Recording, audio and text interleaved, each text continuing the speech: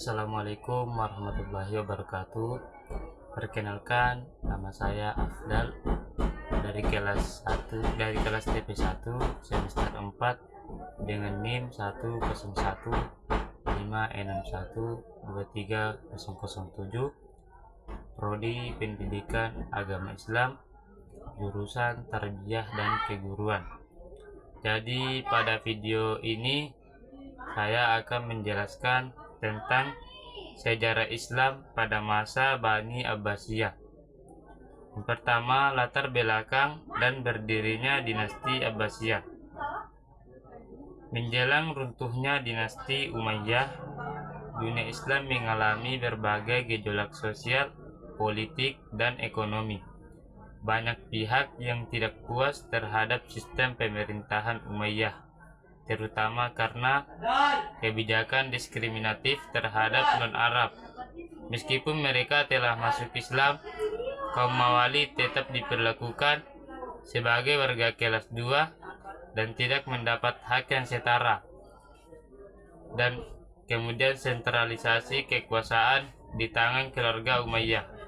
Banyak rakyat yang merasa bahwa kekhalifahan tidak lagi bersifat religius, melainkan kerajaan turun-temurun.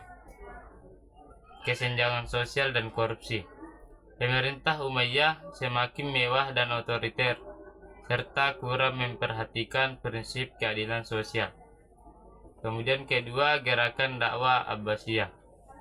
Gerakan rahasia untuk menggulingkan Umayyah muncul di Khurasan dan wilayah Irak. Tokoh utama dalam gerakan ini adalah Abu Muslim Al-Khurasani, yang berhasil menggalang dukungan dari berbagai elemen masyarakat termasuk Syiah, Mawali, dan kelompok yang setia pada keturunan Nabi. Pada tahun 750 Masehi, Khalifah Marwan II dari Bani Umayyah dikalahkan dalam pertempuran Zab, dan tidak lama setelah itu Abu al-Abbas As-Saffah dinobatkan sebagai khalifah pertama dari dinasti Abbasiyah. Kemudian masa awal pemerintahan Abbasiyah 750 sampai 850 Masehi. Perubahan politik dan administrasi. Bani Abbasiyah mengambil pendekatan yang berbeda dari Umayyah dalam menjalankan pemerintahan. Pertama, menghapus diskriminasi antara Arab dan non-Arab. Kedua, mengadopsi sistem birokrasi Persia. Yang ketiga, memindahkan ibu kota dari Damaskus ke Baghdad, kota baru yang dibangun oleh Khalifah Al-Mansur pada tahun 762 Masehi. Kedua, perluasan kekuasaan. Wilayah kekuasaan Abbasiyah sangat luas, meliputi hampir seluruh wilayah kekuasaan Islam sebelumnya, dari Afrika Utara, Timur Tengah, Persia, hingga sebagian India dan Asia Tengah. Namun, pendekatan mereka lebih mengedepankan administrasi terpusat daripada ekspansi militer. Kemudian ketiga, pada masa keemasan Islam, abad ke-8 sampai abad ke-10 Masehi. Pusat peradaban dunia. Di bawah pemerintahan Harun al-Rashid dan Al-Ma'mun, Baghdad menjadi pusat ilmu, pengetahuan, dan budaya. Dunia Islam pada masa ini dikenal sebagai peradaban paling maju di dunia. Adapun faktor pendukung kemajuannya, yang pertama politik stabil, kedua ekonomi makmur berkat perdagangan internasional, ketiga patronase khalifah terhadap ilmu pengetahuan, keempat akses ke warisan ilmiah Yunani, Romawi, Persia, dan India. Kedua, Bait al-Hikmah. Baitul Hikmah didirikan oleh Al-Ma'mun.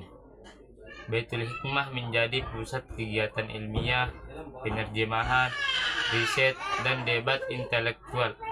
Karya-karya dari bahasa Yunani, Suriah, Pahlavi, dan Sanskerta diterjemahkan ke dalam bahasa Arab. Kemudian perkembangan ilmu pengetahuan dan budaya. Pertama, ilmu pengetahuan. Matematika oleh Al-Khawarizmi menciptakan dasar ilmu aljabar. Angka Arab digunakan secara luas. Kemudian astronomi, pengamatan bintang dan planet berkembang.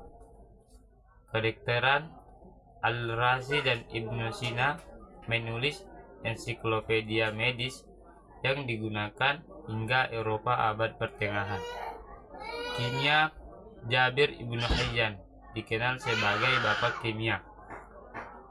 Filsafat, Al-Farabi, Ibnu Sina, dan Al-Kindi mengembangkan filsafat Islam dan menyatukan pemikiran Yunani dengan teologi Islam. 2. Sastra dan bahasa. Berkembangnya puisi Arab klasik seperti oleh Abu Nawas Al-Mutanabbi. Kemudian karya sastra seperti Alfun Lailah wa Lailah, 1001 malam. Dan bahasa Arab menjadi lingua franca ilmiah di dunia Islam. Ketiga, seni dan arsitektur. Pembangunan masjid-masjid besar seperti Masjid Al-Mutawakkil di Samarra, kaligrafi, miniatur, dan ornamen geometris berkembang pesat.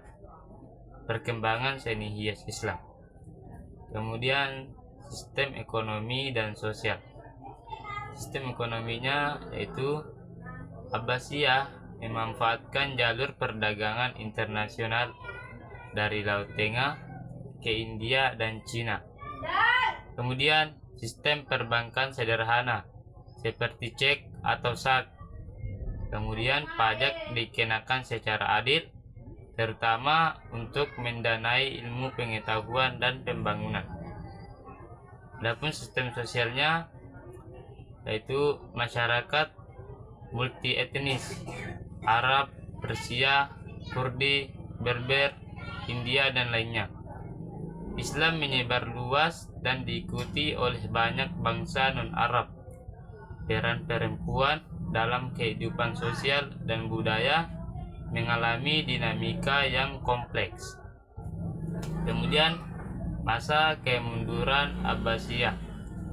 Setelah masa keemasan, Abbasiyah mulai mengalami kemunduran karena berbagai faktor. Pertama, fragmentasi kekuasaan. Wilayah yang luas sulit dikendalikan. Muncul berbagai dinasti otonom yang secara de facto lepas dari kontrol Abbasiyah.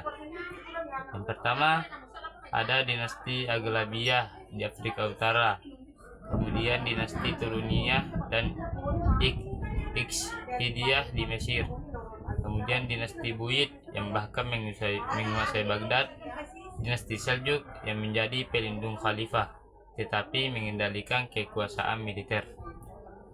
Kedua, konflik internal. Perang saudara antara khalifah dan saudaranya seperti antara Al-Amin dan Al-Ma'mun. Perebutan kekuasaan antara wazir, panglima militer, dan keluarga kerajaan. Ketiga, serangan luar. Serangan oleh bangsa Turki Seljuk awal dan kemudian Mongol. Tahun 1258 Masehi, penyerangan Baghdad oleh Hulagu Khan, yaitu cucu Genghis Khan. Kota dihancurkan, perpustakaan dibakar, dan Khalifah Al-Musta'sim dibunuh.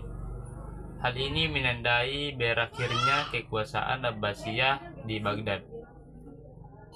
Kemudian kekhalifahan Abbasiyah di Kairo 1261 sampai 1517 Masehi. Setelah kejatuhan Baghdad, keluarga Abbasiyah yang tersisa dibawa ke Mesir oleh dinasti Mamluk dan didirikan kekhalifahan Abbasiyah di Kairo. Namun, khalifah ini hanya simbolik, tanpa kekuasaan politik nyata. Pemerintahan sehari-hari dijalankan oleh Sultan Mamluk. Kekhalifahan Abbasiyah secara simbolik berakhir ketika Kesultanan Utsmaniyah menaklukkan Mesir pada tahun 1517 Masehi. Sejak itu, gelar khalifah berpindah ke tangan Utsmaniyah. Kemudian warisan dinasti Abbasiyah. Warisan dinasti Abbasiyah sangat besar dan luas. Di antaranya pemikiran ilmiah dan rasionalitas dalam Islam, pengembangan sistem pendidikan Islam, ilmu-ilmu keislaman seperti tafsir, hadis, fikih, dan tasawuf, penyatuan budaya dunia Islam dari berbagai etnis, dan pusat peradaban dunia pada zamannya. Itulah penjelasan yang mengenai tentang sejarah Islam pada masa Bani Abbasiyah. Apabila ada salahnya, mohon dimaafkan. Wabillahi taufiq wal hidayah. Assalamualaikum warahmatullahi wabarakatuh.